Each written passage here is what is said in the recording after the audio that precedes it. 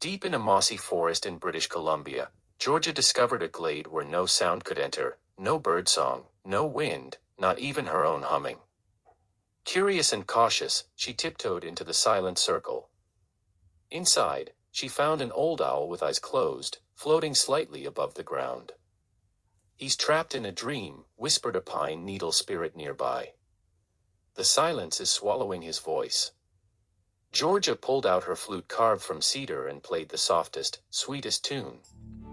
Slowly, sound returned, a leaf crunched, a squirrel chattered, and the owl opened one eye.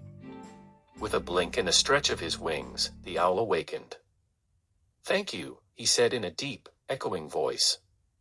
"The silence was heavy, but your music brought me home." One summer morning, Georgia visited the Bay of Fundy, where the tides rise and fall like breathing. She dove below the waves to find a coral harp hidden between the rocks, its strings tangled in seaweed. As she gently untangled it, the ocean shimmered.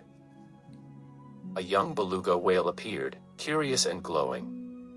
When Georgia played the harp, its notes drifted through the water like starlight. The whale began to sing. Fish danced, kelp swayed, and the sea turned into a concert of life. Georgia stayed until the moon rose, her wings glowing silver as she and the whale sang to the night sea. In a remote meadow surrounded by snow and silence, Georgia found small, glowing paw prints. She followed them carefully until she came upon a tiny fox with a coat made of flickering firelight. The ember fox had been separated from the stars, where he was born. Georgia offered him a lantern made of firefly glass. "This will guide you back," she said softly. The fox curled beside her for warmth, and together they watched the auroras until the sky opened like a curtain, and a trail of starlight descended.